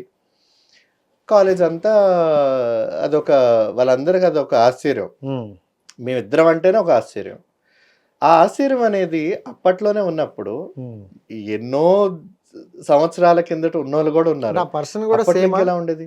అవును సేమ్. అవును సేమ్. అంటే నువ్వు పరిచయం అవడం వాళ్ళ అదృష్టం. అయితే అదృష్టం అని అంటే అంతే. ఆయన పరిచయం అవడం నీ అదృష్టం అయ్యుండదు. ఎందుకంటే అంటే జనరల్ గా మీరు వెళ్ళేది ఒక హాస్టల్లోకి. సో అక్కడ మనకి ఎప్పుడు స్టడీస్ అనే ఆ హ్యాబిట్ లోనే ఉంటది ఎక్కువ. దాంట్లో కూడా ఒక రూమ్ లో మీ ఇద్దరు కలవడం అనేది ఇంకా అదృష్టం. ఇంకా చాలా హాస్టల్. ఇప్పుడు ఇక్కడ ఇంకొక మిస్కన్సెప్షన్ ఉంది చాలా వరకు సొసైటీలో. చాలా మంది కామెంట్స్ చేస్తాడు కూడా అంతే, అరే నేను మెన్స్ హాస్టల్లో ఉంటాను, నా మీద ఒకటి బలవంతంగా కాల్ వేసాడు, చెయ్యేశాడు. తర్వాత ఒకప్పుడు చాలా వరకు కూడా ఏంటంటే మెన్స్ హాస్టల్స్లో ఇవి హోమోసెక్షువల్ యాక్టివిటీస్ అనేది చాలా ఎక్కువగా జరుగుతూ ఉంటాయి అన్నాను. అంటే ఇక్కడ వచ్చినటువంటి ఒక సమస్య ఏంటంటే, అందుకే నేను చాలా ఒక వ్యత్యాసం చెప్తాను. నార్మల్గా జరిగే సెక్షువల్ యాక్టివిటీస్కి లైంగికతకి అంటే సెక్షువాలిటీకి ఉన్న డిఫరెన్స్ ఏంటి అని అంటే, ఎవరో ఒక పార్ట్నర్ దొరకక ఒక హైవేలో నుంచున్న అమ్మాయి దగ్గరికి చాలా మంది అబ్బాయిలు వెళ్తారు. ఎందుకు వెళ్తారు? వాళ్ళ శరీరం దాహాన్ని తీర్చుకోవడానికి వెళ్తారు. అంటే వాళ్ళకు ఫిజికల్ గా కలవాలి, ఫిజికల్ గా కోరికలు ఉంటాయి. ఆ కోరికలు ఏ క్లాస్మేట్ అమ్మాయినో లేదో తెలిసిన అమ్మాయినో అడగాలి అన్నానంటే అమ్మో అమ్మాయి ఎలా రియాక్ట్ అవుతుందో, ఏం గొడవలు అయిపోతాయో, ఏం కేసులు పెడుతుందో అని ఒక భయాలు ఉంటాయి. వాళ్ళు ఏం చేస్తారు, ఎక్కడో చోట ఎవరో ఒకళ్ళ అమ్మాయి ఎవరో చోట వాళ్ళు బుక్ చేసుకొని వాళ్ళు ఏదో ప్రాస్టిట్యూట్ జరిగే చోట్ల ప్రాంతాలకు వెళ్ళి ఆ ఫిజికల్గా సెక్షువల్గా వాళ్ళు తీర్చుకొని వచ్చేదానికి వాళ్ళు మ్యాక్సిమం ట్రై చేస్తూ ఉంటారు. హాస్టల్స్లో చాలా సందర్భాలు ఏంటంటే ఆ సెక్షువల్ నీడ్ ఉన్నప్పుడు ఆ పక్కన ఎవడు మనకు అనుకూలంగా మారిపోయి మనకు ఆ టైంలో ఆ సెక్షువల్ నీడ్ అనేది వాడు ఫుల్ఫిల్ చేస్తాడు అనేది వాడు చుట్టూ వెతుక్కుంటాడు అనమాట. చూసుకొని ఆ పని అప్పటి వరకు ఆ క్షణం అయిపోయిన తర్వాత మళ్ళీ పక్క రోజు వాడేవాడో నేనెవడో తెలియనట్టుగా నటిస్తూ ఉంటారు. ఇది ఏంటి అని అంటే ఒక సెక్షువల్ అర్జ్ జరిగినప్పుడు నీ చుట్టూ పక్కన ఆ స్కోప్ ఉండదు. కాలేజీల్లో స్కూల్లో బయటికి పంపిరు. ఆ వయసులో అమ్మాయిల్ని బయటికి వెళ్ళి వెతుక్కొని కలిసి చేసే అటువంటి అంత సీన్లు ఉండవు, డబ్బులు ఉండవు. పోనీ ఏదో కేపీహెచ్బి మెట్రో స్టేషన్ కింద అన్నట్టుగా వెళ్ళి రాత్రి ఏదో తిరిగేసి తెచ్చుకుందా అంటే డబ్బులు కూడా ఉండవు. మరి ఏం చేయాలి? నువ్వు నీ సెక్షువల్ అర్జు అంత బలంగా ఉన్నప్పుడు ఎవరైనా నీ చుట్టుపక్కల ఉన్న ఒక బలహీనుడిని ఎత్తుక్కొని వాడితోటి కానిచ్చేసేయాలి. ఇది కామన్ ప్రాక్టీస్. కానీ ఆ తర్వాత ఏంటంటే చేసిన పనికి గిల్టీగా ఫీల్ అవుతారు. కానీ హోమోసెక్షువాలిటీలో ఉన్న ఒక బ్యూటీ ఏంటంటే ఆ వ్యక్తితోటి గిల్టీగా ఫీల్ అవ్వరు, ఆ వ్యక్తితోటి ఒక బంధంగా ఫీల్ అవుతారు. ఒక ఎమోషన్, ఒక బాండ్, ఆ సెక్షువల్ థింగ్ అయిపోయిన తర్వాత ఆ వ్యక్తితోటి ఒక మంచి ఒక బాండ్, ఒక ఫీలింగ్. బాండ్ కనెక్ట్ అయిన తర్వాత విడిపోవడం చాలా కష్టం. చాలా కష్టం. చాలా విడిపోతారు ఖచ్చితంగా. చాలా వరకు ఇప్పుడు సమాజంలో బాధ అనిపించేది ఏంటంటే అలాంటి బంధాలు, నేనే చెప్తున్నాను ఇప్పుడు, అలాంటి బంధాల్లో చాలా వరకు నన్ను గతంలో ప్రేమించిన వాళ్ళు, నేను ప్రేమించిన వాళ్ళు విడిపోవడానికి కారణం ఏంటంటే సమాజం అంగీకరించినప్పుడు, కుటుంబంలో ఇవన్నీ కూడా చాలా ప్రభావం చూపించి చాలా వరకు కుటుంబ వ్యవస్థల్ని ఇబ్బందులు పడేస్తాయి అని అనిపించేటువంటి ఈ సమాజంలో చాలా వరకు ఏంటంటే ఇవన్నీ కొంతకాలం మేర గుట్టుచప్పుడు కాకుండా చాప కింద నీరులాగా గడిచిపోతాయి. ఆ తర్వాత వాటన్నిటికీ బ్రేకప్ చెప్పేసేసుకొని మళ్ళీ అమ్మా నాన్న చూసిన సంబంధం లేదు, సమాజంలో నేను మగాణ్ణి అనేది నిరూపించుకోవాలి, లేకపోతే నాకు ఆస్తి దక్కదు, అంతస్తు దక్కదు, సమాజంలో పరువు మర్యాదలు దక్కవు, కుటుంబం దూరంగా పంపించేసేస్తారేమో, వాళ్ళ దగ్గర నుంచి నాకు ఇవన్నీ భయం. సమాజం ఎలా చూస్తుంది, బంధువులు ఎలా చూస్తారు, మిత్రులు ఎలా చూస్తారు, వీటన్నిటిని ఆలోచించి ఎందుకు నా ఫీలింగ్స్ ని తీసి పక్కన పెట్టేసి మడిచిపెట్టేసి ఏదో ఎంజాయ్ చేసిన వరకు ఎంజాయ్ చేస్తాం ఆ ఫీలింగ్స్. ఇక ఇవన్నీ మడత పెట్టేసేసి. మీకు ఎప్పుడు అలా అనిపించలేదా? నాకు అనిపించలేదు. ఎందుకు అనిపించలేదు అని అంటే చిన్నప్పటి నుంచి బహుశా నాకు తెలియదేమో, నా మనసు అంతా చాలా రెబలిస్టిక్ గా ఉండేదన్నమాట. ఎందుకు నా ఇష్టాన్ని ఒకరికి నేను సాక్రిఫైస్ చేయాలి? అది బట్టలైనా, తిండైనా, ప్రవర్తన అయినా, ఇష్టమైన చదువైనా, ఏదైనా కూడా నాకు నచ్చింది ఉండాలి. బహుశా చాలా కొద్ది మంది స్కూల్లో ఉండే పిల్లల్లో ఉండే లక్షణం, కొంతమంది మ్యాథ్స్ బాగా చేస్తారు. నాకు మ్యాథ్స్లో అసలు కనీసం 2 టేబుల్ 3 టేబుల్ కూడా రాదు, ఇప్పటికీ రాదు. కానీ నాకు సైన్స్, సోషల్ అంటే చాలా ఇష్టం. అదే సోషల్ క్లాస్ జరుగుతా ఉంటే నాకు తెలిసి దాదాపు 60 మంది పిల్లలు అందరు నిద్రపోతూ ఉంటారు. ఆ మిగిలిన తక్కువ ఉన్న వాళ్ళకే దాంట్లో ఏంటా, ఎకనామిక్స్ ఏంటా, సివిల్ ఏంటా, వీటి మీద అసలు ఇంట్రెస్ట్ కూడా ఉండదు. కానీ నాకేంటంటే ఆ సోషల్ సబ్జెక్ట్స్లో హ్యూమన్ రైట్స్ ఏంటి, చైల్డ్ రైట్స్ ఏంటి, ఐక్యరాజ్య సమితి ఏంటి, మన హక్కులు ఏంటి, అవన్నీ బాగా బలంగా నాటుకుపోయాయి. సో దీని ప్రభావం ఏంటంటే బహుశా ఇది స్కూల్లో చెప్పే టీచర్లను బట్టి కూడా ఉంటుంది ఆ ప్రభావం. సో వాళ్ళు చెప్పే విధానం బట్టే మనలో ఒక ఇన్స్పిరేషన్ వస్తుంది. అప్పటి నుంచే నేను చేసుకున్నారే, నేను 18 ఏళ్ళు నిండిన తర్వాత నాకు ఈ హక్కులు ఉంటాయి ప్రపంచవ్యాప్తంగా, లేదు నేను ఒక పిల్లవాడిగా ఉంటే నాకు ఈ హక్కులు ఉంటాయి, అవన్నీ బలంగా నాటుకుపోయాయి. కాబట్టి బహుశా నేను ఆ వేలో నా కోరికలన్నిటిని నేను త్యాగం చేసుకోకుండా ఏముందిలే చూద్దాం ఏం జరుగుతుందిలే అన్న ఒక పోరాట పటిమ అప్పటి నుంచే ఉంది. కాబట్టి బహుశా నేను ఈరోజు ఇలా ధైర్యంగా ఉండగలడానికి ఒక కారణం. అందుకనే చాలా వరకు గేమ్ అండ్ అమ్మో మీరు గేమ్ ద్వారా ఫస్ట్ టైం చూస్తున్నామని ఆశ్చర్యపోయే వాళ్ళందరికీ కారణం ఏంటంటే ఇలా ధైర్యంగా వచ్చే వాళ్ళందరికీ అటు కుటుంబం నుంచి, సమాజం నుంచి, వాళ్ళు చదువుకున్నటువంటి స్కూళ్ళు, కాలేజీలు, యూనివర్సిటీలు, వాళ్ళ ఫ్రెండ్ సర్కిల్స్, వీళ్ళందరికీ వాళ్ళు అడిగే వేల ప్రశ్నలకి వీళ్ళు లక్షల సమాధానాలు చెప్పుకునేటువంటి స్థితిలో వాళ్ళు ఉండగలిగితేనే ఉంటది. అలాంటి వాళ్ళు ఎవరు ఉన్నారు? అంత ఓపిక తీరికతో ఉన్నారా? మనుషులు ఎవరైనా ఉన్నారా? ఇప్పుడు ఏదన్నా ఒక చిన్నది అడిగితేరా, నీకు ఎందుకు చెప్పాలరా నా పర్సనల్స్ అనే సొసైటీలో మనం ఉన్నాం. అలాంటిది మీకు అన్ని క్వశ్చన్స్ అడిగే ఒక ఇంపాక్ట్ ని మీరు ఎందుకు చూస్ చేసుకుంటారు? ఖచ్చితంగా చూస్ చేసుకోరు. So now people are so smart. నేను ఎలాగో గేగా బయటికి కనిపించే వాళ్ళందరూ ట్రాన్స్జెండర్స్ వ్యక్తులు, నేను కనిపించను, let it go in a flow. ఎందుకు నేను స్పెషల్ గా అనౌన్స్ చేసుకోవాలి? ఈ ఫ్లోలో ఒక మిస్టేక్ జరుగుతుంది యాక్చువల్లీ. అవును, ఒక 30 years వరకు అంటే మేనేజ్ చేస్తారు, ఎక్కడ బైసెక్సువల్ సమ్ నీలో ఉంటారు. కరెక్ట్. 30 years వచ్చాక ఇంటి వైపు నుండి వచ్చిన ప్రెజర్లు కావచ్చు, రిలేటివ్స్ వచ్చే ప్రెజర్లు కావచ్చు, పెళ్లి చేసుకుంటాడు. అవును. సో ఇష్టం లేని పెళ్ళే, కష్టంగా చేసుకోవచ్చు. కరెక్ట్. కానీ చేసుకున్న తర్వాత ఆ వైఫ్కి అంటే వాళ్ళిద్దరికీ తెలుస్తుంది కాబట్టి అక్కడ వెళ్ళిన తర్వాత సెక్సువల్గా వెళ్ళిన తర్వాత అక్కడ ఫెయిల్ అవ్వడం వల్ల అసలు ఒక అమ్మాయి లైఫ్ స్పాయిల్ అవుతుంది. అవును. ఇలా చాలా మంది పెళ్ళిళ్ళు చేసుకుంటారు అని విన్నాం. అవును. సో ఎందుకు అలాంటి పెళ్ళిళ్ళు చేసుకుని ఒక లైఫ్ నాశనం చేస్తారంటారు? సో ఇక్కడ 2 విషయాలండి. ఒకటి, మీరు ఏదైతే చెప్పారో ఖచ్చితంగా ఒక అమ్మాయి జీవితం స్పాయిల్ చేయడం అనేది ఖచ్చితంగా క్రైమ్. అది నేను పూర్తిగా అంగీకరిస్తున్నాను, ఏకీభవిస్తున్నాను. రెండోది, ఇప్పుడు ఈ యొక్క క్రైమ్ కేవలం ఆ అబ్బాయి ఒక్కడే పాల్పడ్డాడు అని అంటే నేను ఏకీభవించను. ఎందుకనంటే తను ఒక అమ్మాయిని పెళ్లి చేసుకోవడానికి అది తన యొక్క నిర్ణయమే కాదు. దాంట్లో కుటుంబం ఒత్తిడి, సమాజం ఒత్తిడి, చుట్టూ ఉన్న ఫ్రెండ్స్ ఒత్తిడి, సమాజంలో ఉన్న పరిస్థితుల ఒత్తిడి, ఫ్యామిలీ మ్యారేజ్ సిస్టమ్ అనే ఒత్తిడి, ఇన్ని ఒత్తిడిలో తనని ఆ నిర్ణయం తీసుకోవడానికి ఫోర్స్ చేస్తుంది. పెళ్లి చేసుకుంటాడు. ఏదైనా కరెక్టే. ఒకటే, మనం చాలా మెమేస్లో చూసుకుంటా ఉంటాం, ఇష్టం లేని బంధువులు ఇంటికి వస్తే ఎప్పుడు వెళ్ళిపోతారా బాబు అని అనుకుంటాం.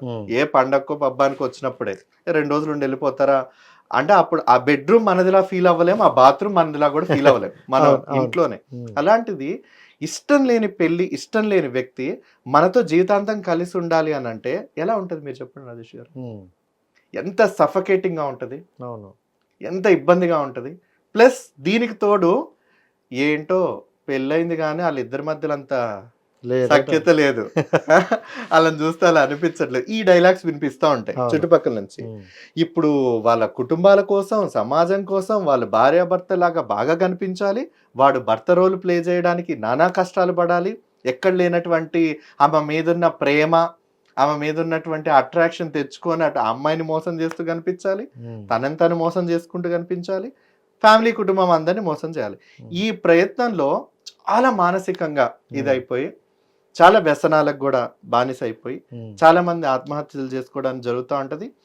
మధ్యలో సంబంధాలు ఉన్న ఈ అబ్బాయికి ఇంకొక పురుషుడితోటి అబ్బాయి గే నన్ను బలవంతంగా వాళ్ళ ఇంట్లో వాళ్ళు పెళ్లి చేశారని వీళ్ళు తన మీద కేసులు ఫైల్ చేసి 498 ఫైల్ చేసేసి చట్టంలో వెళ్ళి డివోర్స్ తీసుకోవడం కూడా ఉంటుంది. కానీ వెరసి మళ్ళీ బయటకు వేసే నింద ఏంటంటే నా మొగుడు మగాడు కాదు, నా మొగుడు తేడాగాడు, నా మొగుడికి సంసారం చేయడానికి చేత కాదు, పనికి రాదు, ఇవన్నీ మూట కట్టుకోవాలి. కానీ ఇన్ని అవమానాలు భరించడానికి తనదొక్కటే తప్పు కాదు కదా. సమాజానికి తెలీదు, కుటుంబానికి తెలియదు, వాళ్ళందరూ పెళ్లి చేసుకోవాలి అనే ఒక ఉంది. నేను ఒక 2 రోజుల క్రితం ఒక ఫెమినిస్టులు మొత్తం మహిళా సంఘాలతో ఒక పెద్ద సమావేశం జరిగితే నన్ను పిలిచారు. అక్కడ దాదాపు ఒక 90 మంది దాకా మహిళలు ఉన్నారు. నేను అన్నా, అమ్మ నన్ను ఒక కొడుకుగా మీరు అనుకొని నేను స్వలింగ సంపర్కుడిని, మగవాడిని, నాకు అబ్బాయిలంటే ఇష్టం, మీ ముందే చెప్తున్నాను ఉండి, కానీ ఈ విషయం మీకు చెప్పాను, మీరు ఏం చేస్తారు అన్నానంటే ఖచ్చితంగా పెళ్లి చేస్తాం. ఎందుకనంటే మాకు సమాజంలో పరువు ముఖ్యం, కుటుంబం ముఖ్యం, వారసత్వం ముఖ్యం, బలవంతంగా మేము పెళ్లి చేస్తామని చెప్పారు. మరి అమ్మాయి జీవితం నాశనం అయిపోతుంది కదా అంటే ఎందుకు నాశనం అవుతుంది? సర్దుకొని వెళ్ళిపోయింది. అంటే ఒక మహిళల హక్కుల కోసం పనిచేసే ఒక మహిళలు కూడా కొడుకు స్వలింగ సంపర్కుడు అని తెలిసినప్పటికీ కూడా ఇంకొక మహిళకి ఇచ్చి పెళ్లి చేస్తే సంసారంలో సర్దుకొని పోతారులే అనే ఒక దృక్పథంతో వాళ్ళు ఉన్నారు అని అంటే ఇంకా మీరు ఆలోచించండి. ఇలాంటి పెళ్ళిళ్ళు ఫోర్స్ఫుల్గా జరిగినప్పుడు ఖచ్చితంగా అమ్మాయిలు నష్టపోతూ ఉంటారు. ఒక కేసు ఉదాహరణకు, ఒంగోలు నుంచి నాకు ఒక అమ్మాయి నాకు కాల్ చేసి, అన్నయ్య నీ గురించి నేను సోషల్ మీడియాలో తెలుసుకున్నాను, బట్ నేను పెళ్లి చేసుకుని ఒక 6 నెలలు అవుతుంది, భర్త నాతోటి ఉండట్లేదు, తను ఒక బ్యాంక్ ఎంప్లాయీ, ఏంటి అసలు కలిసి మనం సరదాగా ఒక బండి మీద వెళ్దాం అనుకున్న, ఒక గుడికి వెళ్దాం అనుకున్న, సినిమాకి వెళ్దామన్నా అంత ఇష్టం చూయించడు, శారీరకంగా మేము కలిసింది కూడా లేదు ఇప్పటి వరకు, నాకు ఎందుకో తన ప్రవర్తన చూస్తే నాకు ఏదో మీ కమ్యూనిటీ లాగా, మీ కమ్యూనిటీ అంటే ఏదైనా స్వలింగ సంపర్కుడు గే కమ్యూనిటీ లాగా అనిపిస్తూ ఉంది అంటే నేను అన్నానమ్మా సరే నేను మాట్లాడే ప్రయత్నం చేస్తాను తనతో అని. మాట్లాడిన తర్వాత నాకు కొంత విషయం వరకు నాకు తెలిసిన తర్వాత ఇలా చేయడం తప్పు బ్రదర్, ఎందుకనంటే తను నా భర్తే నాకు సర్వస్వం అని అనుకొని తన కుటుంబం దగ్గర నుంచి వచ్చినప్పుడు తనకు కావాల్సినటువంటి ప్రతి ధర్మాన్ని ఒక భర్తగా నెరవేర్చాల్సిన బాధ్యత ఉంటుంది. అట్ ద సేమ్ టైం తను కూడాకి ఆ హక్కులు ఉంటాయి. కానీ ఎప్పుడైతే నువ్వు నీ విషయాన్ని నువ్వు మనసులో దాచుకొని మిగతా వాళ్ళందరినీ కప్పిపుచ్చేసేసి మోసం చేయాలనుకుంటే అది చాలా తప్పు. కానీ ఈ రోజు కూడా తను నీ నుంచి నిన్ను రోడ్డుకి ఈడ్చి బయటకు వేయాలని నేను అనుకోవట్లేదు. మధ్యవర్తిగా నన్ను ఉంచింది.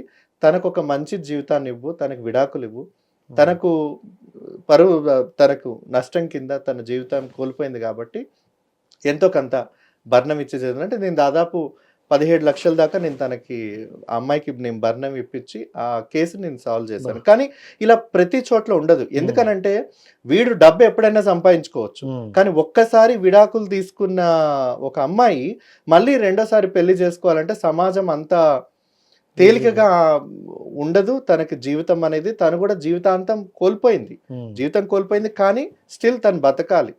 సో ఇక్కడ ఎవరు అల్లుమ్నై కింద ఇచ్చిన డబ్బులతోటి వాళ్ళు ఏది జీవితం అంతా పోయిన సంతోషాన్ని జీవితాన్ని వాళ్ళు తిరిగి తెచ్చుకోలేరు. కానీ అది తన బాధ్యత. సో ఆ బాధ్యతను గుర్తు చేసి నేను తీసుకొచ్చింది. కానీ మీ ఇంటర్వ్యూ ద్వారా నేను మళ్ళీ ఖచ్చితంగా చెప్పేది ఏంటంటే, నేను అటువంటి పెళ్ళిళ్ళకు జరిగినటువంటి వివాహాలకు కానీ నేను వన్ సైడ్ స్టాండ్ నేను తీసుకోను. మా వాళ్ళకి నేనైతే సపోర్ట్ చేయను, బాధ్యతను అయితే గుర్తు చేస్తాను. కానీ తప్పంతా గేమ్ కమ్యూనిటీ మా వాళ్ళదే, స్వలింగ సంప్రదాయ వ్యక్తులదే, వీళ్ళదే అంటే మాత్రం నేను ఒప్పుకోను. ఎందుకంటే ఇది సమాజం, కుటుంబం, వ్యవస్థ అందరి బాధ్యత అయితే ఉంది అనేది నేను బలంగా నమ్ముతున్నాను. రైట్. అంటే ఇప్పటి వరకు బాగానే చెప్పారు, బాగుంది. మీ లైఫ్ కూడా ఓకే, అంటే కొంచెం ధైర్యంగా ఉన్నారు కాబట్టి ఏదైనా ధైర్యంగా నేను ఎదుర్కొంటానైతే వెళ్తున్నారు. బట్ ఇప్పుడు నాకు తెలిసింది ఏంటంటే, ఇప్పుడు థాయిలాండ్ అనే ఒక ప్రభుత్వంలో అక్కడ గేలు కూడా పెళ్లి చేసుకోవచ్చు, వివాహ జీవితం కొనసాగించవచ్చు, హ్యాపీగా ఉండొచ్చు అని ఒక నిబంధన పెట్టారు. ఒక 100 జంటలు ఆల్రెడీ వచ్చాయి. అండ్ మన ఇండియా వరకు చూసుకుంటే అంటే దాని మీద అంటూ ఒక జడ్జిమెంట్ అనేది రాలేదు, కానీ చాలా వరకు మంది పెళ్లి చేసుకుంటారు. సో ఇద్దరు అబ్బాయిలు వెళ్ళి పెళ్లి చేసుకున్న వాళ్ళు కనిపించారు, అమ్మాయిలు పెళ్లి చేసుకున్నారు. అండ్ ఆ అబ్బాయి గే కూడా పెళ్లి చేసుకున్న వాళ్ళు అదే కనిపించారు అనమాట. సో ఏంటి దాని మీద, అంటే మీకు ఫ్యూచర్లో పెళ్లి చేసుకునే ఆలోచన ఉందా? చేసుకుంటే అబ్బాయినే చేసుకుంటారా? ఖచ్చితంగా కదా. లేదా మళ్ళీ సమాజం కోసం అమ్మాయిని చేసుకుంటారా? లేదు, ఇప్పుడు సమాజం కోసం ఒక అమ్మాయిని చేసుకోవాలి అని అనుకున్నప్పుడు నేను మీ ఇంటర్వ్యూలో చూసి తనకెందుకు నేను 498 నా భర్త పలానా గే అని ఎవిడెన్షియల్ గా ఇవ్వడానికి అనే అవకాశం నేను ఎందుకు ఇస్తాను? ఖచ్చితంగా ఇవ్వను కదా. సో పెళ్లి చేసుకునే ఉద్దేశం అయితే లేదు. ఇప్పుడు ఉన్నటువంటి నేను ముందుకొచ్చి మాట్లాడడానికి ఒకటే కారణం, నా కుటుంబం నన్ను యాక్సెప్ట్ చేసింది, నేను యాక్సెప్ట్ చేసుకున్నాను. నా ఉద్యోగం, నా బాధ్యతలు ఏవో నేను చేసుకుంటున్నాను. నాకు ఏమీ ప్రాబ్లం లేదు, నాకు కనీసం ఏమి ప్రాబ్లం లేదు. ఎందుకంటే మీరే అనుకోవట్లేదు నన్ను ఏంటి అనేది. అలాంటప్పుడు నాకు ఇంటికి అద్దెకిచ్చినోడు అనుకుంటాడా, లేకపోతే నేను పనిచేసే చోట అనుకుంటారా? ఎవరు అనుకోరు నా గురించి ఏంటి అనేది. అలాంటప్పుడు ఇవన్నీ చేయాల్సిన అవసరం లేదు కదా. కానీ ఎవరైతే ఈ సోషల్ ఫ్యామిలీ ప్రెషర్స్లో ఇలా మీరు అన్నారు కదా, చెప్పే ధైర్యం ఉండదు, 30 ఏళ్ళకో లేకపోతే 25 ఏళ్ళ నుంచి 30 ఏళ్ళ మధ్యలో ఫలానా అని పెళ్లి సమయం వస్తుంది, సతమతం అవుతూ ఉంటారు, మెంటల్ టెన్షన్స్ వస్తూ ఉంటాయి, హార్ట్ స్ట్రోక్స్ వస్తూ ఉంటాయి, సూసైడ్ చేసుకుంటా ఉంటారు, సబ్స్టాన్స్ అబ్యూస్కి గురవుతూ ఉంటారు, డిప్రెషన్లో ఉంటారు, ఇళ్ళల్లో వదిలేసి వెళ్ళిపోతారు. ఎందుకు వెళ్ళిపోతారో చెప్పరు. రకరకాల సమస్యలు ఉన్నాయి. ఈ సమస్యలు అనేది నా కళ్ళ ముందు నేను చూశాను, నా చుట్టుపక్కల ఉన్న నా మిత్రులు, నా స్నేహితుల మధ్యలో నేను చూశాను. మార్పు రావాలి, సమాజంలో మార్పు రాకపోయినా పర్లేదు, కానీ నాలాంటి వ్యక్తుల్లో ఒక ధైర్యం గనక నింపినట్లయితే వాళ్ళకంటూ వాళ్ళ స్వేచ్ఛగా వాళ్ళు బ్రతికేటువంటి ఆ లైఫ్లోనే కంటిన్యూ చేస్తూ కనీసం ఇంకొక అమ్మాయిని పెళ్లి చేసుకోకుండా, వేరే వాళ్ళని ఇబ్బంది పెట్టకుండా, వాళ్ళకంటూ వాళ్ళ కుటుంబంతో వాళ్ళు సంతోషంగా బ్రతికితే చాలు. ఆ కుటుంబం కూడా వీళ్ళని అంగీకరించి వాళ్ళ కుటుంబం వరకే చాలు. ఒక్క కుటుంబం అంగీకరిస్తే చాలండి, ప్రపంచం అంతా అంగీకరించాల్సిన అవసరం లేదు. తనకు తాను అంగీకరించుకొని, తనని తాను ప్రేమించుకొని, కుటుంబంతో ప్రేమించబడితే చాలు. ఇంకా పక్కన ఇంటోళ్ళు, ఎదురింటోళ్ళు ఎవరిది అవసరమే లేదు. మీరైతే చేసుకోరా? నేనైతే చేసుకుంటే అబ్బాయినే చేసుకుంటాను ఖచ్చితంగా. మీరు ఇందాక అన్నట్టుగా థాయిలాండ్ ప్రభుత్వమే కాదు, తైవాన్ కానీ, తర్వాత థాయిలాండ్ కానీ, సౌత్ ఏషియాలో చాలా వరకు కూడా స్వలింగ సంపర్కుల వివాహాలని వాళ్ళందరూ లీగలైజ్ చేశారు. ఇప్పుడు దాదాపు 180 జంటల దాకా కూడా వివాహ కార్యక్రమం జరుగుతూ ఉంది. దానికి ఆ థాయిలాండ్ దేశ ప్రధానే గెస్ట్ గా కూడా వెళ్తూ ఉన్నారు. సో ఎప్పుడైతే మనకు సుప్రీంకోర్టులో సేమ్ సెక్స్ మ్యారేజెస్ పిటిషన్ ఏదైతే గత సంవత్సరంలో వెళ్ళిందో, అక్కడ డాక్టర్ డివై చంద్రచూడ్ గారి ఆధ్వర్యంలో ఉన్నటువంటి పెద్ద ధర్మాసనం వచ్చింది ఏంటి అని అంటే, స్వలింగ సంపర్క వివాహాలు అనేది మన భారతీయ సంస్కృతి సాంప్రదాయంలో ఇప్పుడు ఉన్నటువంటి చట్టాలు మ్యారేజ్ యాక్ట్స్ ప్రకారం వీటిని కన్సిడర్ చేయడం చాలా కష్టము. ఎందుకనంటే భారతీయ సమాజంలో అతిపెద్దది కుటుంబ వ్యవస్థ. ఆ కుటుంబ వ్యవస్థ ఎలా ఉంటది? అమ్మ, నాన్న, పిల్లలు, భార్య, భర్త, పిల్లలు, నానమ్మ, అమ్మమ్మ, ఇదంతా ఒక కుటుంబ వ్యవస్థ. ఈ కుటుంబ వ్యవస్థతోటే ప్రతి ఒక్క మనిషి బంధాలన్నీ లింక్ అయి ఉన్నాయి. ఇప్పుడు ఇద్దరు మగవాళ్ళు గనక పెళ్లి చేసుకున్నట్లయితే అందులో భార్య ఎవరు, భర్త ఎవరు, విడిపోవాలనుకుంటే భర్త భార్య నుంచి భరణం తీసుకున్నట్టుగా, లేదా భార్య భర్త నుంచి భరణం తీసుకున్నట్టుగా ఇక్కడ వీళ్ళిద్దరిలో ఎవరు తీసుకోవాలి, ఎవరి నుంచి తీసుకోవాలి, ఇవన్నీ లీగల్ కాంప్లికేషన్స్ చాలా వరకు ఉన్నాయి. అమ్మ అని ఎవరిని పిలుస్తారు, నాన్న అని ఎవరిని పిలుస్తారు, ఇద్దరు అమ్మాయిలైనా ఇద్దరు అబ్బాయిలైనా, ఇలా చాలా వరకు ఫ్యామిలీ సిస్టమ్కి సంబంధించిన ఉన్నాయి. అవన్నీ కూడా భారతీయ సాలిసిటర్ జనరల్ క్వశ్చన్ చేశారు. సో ఈ విషయాన్ని పార్లమెంట్కి వదిలేసేయండి, మేము సుదీర్ఘంగా చర్చించి ఏది వీళ్ళకి ముఖ్యమో మేము అది చేస్తాము. అప్పటి వరకు ఇద్దరు ఆడవాళ్ళు, ఇద్దరు మగవాళ్ళు, ఎల్జిబిటీ వ్యక్తులు, స్వలింగ సంపర్కులు వాళ్ళ లైఫ్ పార్ట్నర్ తోటి వాళ్ళు కలిసి ఉండి వాళ్ళు నచ్చినట్టుగా వాళ్ళు సెలబ్రేషన్ చేసుకుంటే మాకు ఎటువంటి అభ్యంతరం లేదు. వాళ్ళు పెళ్ళిళ్ళు చేసుకుంటారా, రిసెప్షన్ చేసుకుంటారా, ఎలా లైఫ్ని లీడ్ చేస్తారు, కలిసి ఒకే ఇంట్లో ఉంటారా, ఎలాగైనా హ్యాపీగా. ఈవెన్ గవర్నమెంట్ ఆఫ్ ఇండియా ఇద్దరు ఆడవాళ్ళకి ఇద్దరు మగవాళ్ళకి ఈవెన్ సేమ్ సెక్స్ కపుల్స్ కి కూడా జాయింట్ బ్యాంక్ అకౌంట్ తీసుకోవచ్చు, తర్వాత ఇన్సూరెన్స్లు తీసుకోవచ్చు అనేది కూడా రీసెంట్ గా ఫినాన్స్ మినిస్ట్రీ నుంచి వచ్చినటువంటి ఇన్స్ట్రక్షన్స్. మేము ఇప్పుడు వీళ్ళకి పెళ్లి చట్టాన్ని తీసుకురాలేము, కానీ వీళ్ళనైతే మేము గుర్తించి వాళ్ళకైతే మేము ప్రొటెక్షన్ గా అయితే ఉండగలుగుతాము. ఇంకా మేము ఏం చేయగలుగుతామో అవన్నీ కూడా చూడగలుగుతాం అనేసి గవర్నమెంట్ ఆఫ్ ఇండియా పెళ్లి అనేది ఒక్కటే లేదు. సో మిగతా అనేది ఉంది. కానీ చట్టాలు ఎంతవరకు వచ్చాయి అనేది ఇక్కడ సమస్య కాదు. లీగల్ గా యాక్సెప్టెన్స్ జరిగినప్పటికీ కూడా సోషల్ యాక్సెప్టెన్స్ అనేది చాలా ముఖ్యం. నిజంగా మనం అందరం కూడా సోషల్ బీయింగ్స్ కాబట్టి. మీరు సోషల్ మీడియాకి వచ్చిన తర్వాత అసలు ఆ కామెంట్స్ చూస్తుంటే వేరే లెవెల్ ఉన్నాయి, వేరే లెవెల్. నేను అదే ఎక్స్పెక్ట్ చేయలే నేను.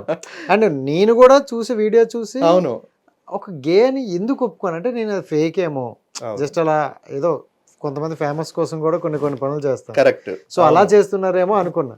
బట్ ఇంటర్వ్యూ చూసిన తర్వాత, మీతో మాట్లాడిన తర్వాత, ఓ రియాలిటీ ఇలా ఉందా, ఇలా కూడా ఉన్నారు అనిపించింది అనమాట. అవును. మీకు స్టార్టింగ్ లో ఇందాక చెప్పాను, మా మదర్ ఒక ఇంటర్వ్యూ చూసి పోయిన ఇంటర్వ్యూ కాల్ చేశారు అని.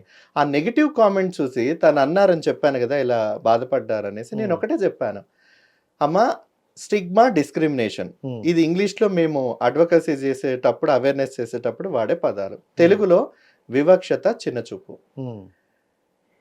ఒక వ్యక్తి ఇంత దూరం రావడానికి మార్జినలైజ్డ్ కమ్యూనిటీస్ దగ్గర నుంచి మైనారిటీ కమ్యూనిటీ, ఇందాకే చెప్పా కదా, ప్రపంచ జనాభాలో మేము చాలా తక్కువ. మా 1% ఉన్న జనాభా తోటి 99% అన్న మిగతా పరలింగ సంపర్కులు ఉన్న జనాభాకి ఎందుకంత భయము మా వల్ల, ఎందుకంత బాధ, ఎందుకు మమ్మల్ని అంగీకరించలేనటువంటి అంత ఇబ్బంది వాళ్ళకి ఏంటి?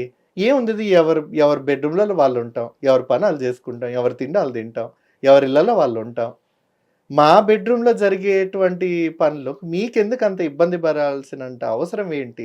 సో సమాజం దృక్పథం మారాలి. ఇప్పుడు తను కూడా మా మదర్ నన్ను అన్న తర్వాత నేను ఒకటే చెప్పాను, ఏదైతే అక్కడ వాళ్ళు కామెంట్స్ రూపంలో వ్యక్తపరిచేటువంటి ఆ వివక్షత, ఆ చిన్న చూపు ఏదైతే ఉందో దాన్ని పోరాడడానికే కదా మనం ముందుకొచ్చింది. దాని నుంచి తీసేయడానికే కదా ఒక తల్లిగా కూడా నీకు కూడా ఒక బాధ్యత ఉంది, అలాగే సమాజం కూడా అర్థం చేసుకునేది. సో ఇదంతా మన బాధ్యత, ఒక సమాజంలో మార్పు తీసుకురావడానికి ఒక బాధ్యత. సో ఈ బాధ్యతలో మనం ముందుకు వెళ్ళాల్సిందే తప్ప ఇవన్నీ వస్తూనే ఉంటాయి, ప్రతి ఒక్కరికి వస్తూనే ఉంటాయి సమాజంలో. అవన్నీ మనం అధిగమించి వెళ్ళాల్సిందని చెప్పాను. సో చాలా సంతోషంగా ఉంది ఆల్మోస్ట్, ఎందుకనంటే ప్రతి ఇంటర్వ్యూస్ని చాలా మంది చూస్తూ ఉంటారు. వాళ్ళందరూ చాలా సంతోషంగా వ్యక్తపరిచేది ఏంటనంటే, మా మనసులో ఏదైతే ఉందో, మా జీవితాలు ఎంత దయనీయంగా ఉందో వాటిని నువ్వు కళ్ళకు కట్టినట్టుగా నువ్వు చెప్తా ఉన్నావు. బహుశా ఈ వీడియోలు మా ఇంట్లో వాళ్ళు చూస్తే బాగుండు, మా తెలిసిన వాళ్ళు చూస్తే బాగుండు, మా ఇంట్లో అక్క చెల్లెలు అన్నదమ్ములు చూస్తే బాగుండు, కొంతమేరకైనా వాళ్ళు అర్థం చేసుకునే ప్రయత్నం చేస్తారేమో అనే వాళ్ళ మాటలే ఈరోజు మళ్ళీ మళ్ళీ ఇలా ఇంటర్వ్యూలో బయటికి కనిపించడానికి చెప్పుకోలేకున్న వాళ్ళు చాలా చాలా మంది మంది ఉన్నారు కదా. వాళ్ళ కోసమే నేను ఈ తెర ముందు నేను కనిపిస్తున్నాను. లేకపోతే ఒక విష్ణుతేజగా నాకు అన్నీ ఉన్నాయి. నేను సమాజం కోసం వచ్చి నేను ఉద్ధరించాలనేది బయటకు వచ్చి ఈ ప్రపంచంలో ఉన్న వివక్షత వాళ్ళు అనే మాటలు అవన్నీ కూడా నేను నా మీదకి వేసుకొని తీసుకోవాల్సినటువంటి అవసరం లేదు. కేవలం ఈ ప్రయత్నం అంతా నాలాంటి ఉన్నటువంటి నా కమ్యూనిటీ కోసమే. వాళ్ళ కోసం నేను ఎప్పుడు ఎంత దూరం అయినా పోరాడుతూనే ఉంటానని నాకు తెలియజేస్తాను. ఇంకో డౌట్ ఏంటంటే, ఇప్పుడు మీరు గే, మీకు అంటే అబ్బాయిలో చాలా మంది నచ్చుతారు, అవతల వ్యక్తి గే అవ్వాల్సిన అవసరం లేదు అవును, అవసరం లేదు కదా. అవును. సో అలాంటి నచ్చిన వ్యక్తి అవతల వ్యక్తి గే కూడా కాకుండా మీరు ఎవరినైనా ఫిజికల్గా అయ్యారా? లేదు. ఎందుకనంటే ఒకటే మనం గుర్తుపెట్టుకోవాలి, కన్సల్టింగ్ ఆఫ్ అడల్ట్స్, ఇద్దరు వ్యక్తుల మధ్యలో అంగీకారంతో జరిగే, ఇష్టపూర్వకంగా జరిగే వేరు. అదే ఇష్టం లేకుండా, ఇప్పుడు మీరే ఉన్నారు, బహుశా మీరే అందంగా ఉండొచ్చు, రాజేష్ గారు మీరంటే నాకు చాలా అందంగా ఉన్నారు, పదండి వెళ్దాం బెడ్రూమ్కి అని నేను అన్నాను అనుకో, అదే ఇష్టాన్ని మీరు వ్యక్తపరిస్తే మూడో వాడికి ఏంటి బాధ? మన ఇద్దరం ఇష్టంతో బెడ్రూమ్లోకి వెళ్తే మూడో వాడికి ఏంటి బాధ? అదే ఇష్టం లేకుండా మీరు ఉన్నారనుకోండి, నా ప్లేస్లో ఎవరున్నా, ఖచ్చితంగా సమాజంలో రేప్ అనే చట్టం ఉన్నాయి కదా, అలాంటివన్నీ వాడచ్చు. సరే, ఇక్కడున్న దురదృష్టశాతం ఏంటంటే, మగవాడి మీద రేప్ జరిగినా లేదా మగవాడి ఇంకొక మగవాడిని రేప్ చేసినా చాలా దురదృష్టకరం ఏంటంటే చట్టం అనేది అయితే లేదు ఇప్పుడు మన దేశంలో. సో బహుశా మీరు అన్నదానికి ఎవరైతే కన్సల్టింగ్గా లేకుండా, అనుమతి లేకుండా ఏ వ్యక్తి మీద లైంగికంగా వాళ్ళని అనుభవించాలనే ప్రయత్నం చేస్తే ఖచ్చితంగా దానికి శిక్ష అయితే ఉండాలి. దాన్ని మాత్రం నేను అంగీకరిస్తున్నాను. ఇంకోటి ఏంటంటే 99% ఒకవైపు, 1% ఒకవైపు ఉన్నారు. సో ఈ 1%లో అంటే మీకు ఫిజికల్గా ఎప్పుడైనా మూవ్ చెయ్యాలనుకున్నా, ఈ 99%కి మీరు అన్నట్టు ఇందాక అన్నట్టు ఎవరికి ఏది కావాలన్నా జేబులో డబ్బులు ఉంటే, మీరు అన్నట్టు ఇందాక కేపీహెచ్బి కావచ్చు, ఇంకోటి కావచ్చు, వెళ్తారు అని అంటారు. సో మీకు ఆ టైంలో మీ ఆపోజిట్ పర్సన్ కానీ పార్ట్నర్ కానీ దొరకరు. సో ఏంటి మీరు అప్పుడు ఎలా ఫీల్ అవుతారు, ఏం చేస్తారు? ఎప్పుడైతే 99% పరలింగ సంపర్కులు ఉన్న ప్రపంచ జనాభాలో 1% స్వలింగ సంపర్కులు ఉన్న జనాభాలో మేము కలిసి ఉండడానికి బహుశా అప్పట్లో తెలియదు కదా, చదువు లేనటువంటి రోజుల్లో, ఇంత సాంకేతికత లేనటువంటి రోజుల్లో అందరు కూడా చాలా సీక్రెట్గా ఉండేవాళ్ళు, ఒక వ్యక్తిని ఒకరిని గుర్తుపట్టేవాళ్ళు కాదు. ఇప్పుడు సాంకేతికత వచ్చింది కాబట్టి డేటింగ్ యాప్స్ వచ్చేసాయి. సో ఊర్లలో, విలేజ్ లెవెల్లో కూడా ఇప్పుడు డేటింగ్ యాప్స్ని వాడుతూ గే డేటింగ్ యాప్స్ ద్వారా వాళ్ళు కలుసుకోవడం, మాట్లాడుకోవడం, వాళ్ళ ఇష్టాలను పంచుకోవడం, ఫ్రెండ్స్ అవ్వడం, నెట్వర్కింగ్ అవ్వడం, దాంట్లోనే వాళ్ళు ప్రేమించుకొని బాయ్ ఫ్రెండ్స్ అవ్వడం ఒకరికొకరు. సో ఇటువంటివన్నీ కూడా ఇప్పుడు ఉన్నటువంటి టెక్నాలజీ ముందుకు వచ్చింది కాబట్టి ఉంది. అలాగని ఇవన్నీ ఒకప్పుడు లేవు కదా, ఇదంతా పాశ్చాత్య సంస్కృతి, ఇప్పుడు అంతా టెక్నాలజీ వచ్చింది కదా అన్ని ఈ విచ్చలవిడితనం ఉంది అన్నానంటే నేను ఖచ్చితంగా ఒప్పుకోను. ఎందుకనంటే ఈ రోజుకి నాకు 70-80 ఏళ్ళ వయసు వ్యక్తులున్నా కూడా ఇప్పుడు నిన్ను చూస్తుంటే మాకు గర్వంగా ఉంది, సంతోషంగా ఉంది. మా కాలం నాటి రోజుల్లో ఈ విషయాలు మాట్లాడితేనే చాలా ఎవరికి అర్థం కానటువంటి విషయాలు ఇప్పుడు జనరేషన్స్ మారాయి, స్వేచ్ఛగా మాట్లాడుకునే రోజులు వచ్చాయి. దానికి సంబంధించి కాలం మారింది. ప్రతి ఒక్కరు కూడా వాళ్ళకు నచ్చినటువంటి మానవ హక్కుల ద్వారా బ్రతకాలని కోరుకుంటున్నారు. ఆ పరమైనటువంటి ఎన్విరాన్మెంట్ క్రియేట్ అవుతూ వచ్చింది సమాజంలో తరాలు మారే కొద్దీ. సో దీన్ని మనం స్వాగతించాలి. ఏ వ్యక్తిని ఇబ్బంది పెట్టనంత వరకు, వ్యక్తిగత జీవితంలోనైనా, సామాజిక జీవితంలోనైనా, ఏ రకమైన జీవితంలో అయినా ఇబ్బంది పెట్టకుండా వాళ్ళకు నచ్చిన విధానంతో ఆ దేశం, ఆ జాతి, ఆ భాష, ఆ ప్రాంతం, ఆ వ్యవస్థల్ని గౌరవిస్తూ బ్రతుకుతుంటే నాకు తెలిసి ఈ సమాజం అటువంటి అసమానతలు అనేవి ఉండవు. అందరం సమానతతోటే మనం అందరం కూడా బ్రతుకుతామనేది నా నమ్మకం. So thank you so much and wish you all the best. Thank you అండి. చాలా ప్రొఫెషనల్గా మాట్లాడారు. నేనైతే అంటే చాలా వేరేగా ఎక్స్పెక్ట్ చేశా. బట్ మీరు అన్ని సో బహుశా చాలా వరకు ఇంటర్వ్యూలు ఏంటంటే హాయ్ అండి మీకు అవన్నీ చూస్తుంటారు. సో అలాంటి అంటే నేను తప్పు పట్టను, వాళ్ళు కూడా మా వాళ్ళే, వాళ్ళు కూడా మన వాళ్ళే అనేది నేను ఫీల్ అవుతాను. అంటే ఒకటేనండి, సమాజానికి ఏం కావాలి ఎలా కావాలి అనేది చెప్పే వాళ్ళు చాలా తక్కువ మంది ఉంటారు. సో వాళ్ళ అమాయకత్వాన్ని చాలా మంది వాడుకుంటూ ఉంటారు. నేను తప్పు పట్టను, కానీ ఏదో ఒక రోజు మీకే ఈ ఇంటర్వ్యూస్ ద్వారా డిఫరెన్షియేషన్ తెలుస్తూ ఉంటుంది. సో నేను వాళ్ళ పట్ల నేను జాలి పడతాను, కానీ అయ్యో మా వాళ్ళే ఇలా ప్రవర్తిస్తున్నారా, వేరే రకంగా వెళ్ళిపోతుంది కదా నేను ఎప్పుడు బాధపడను.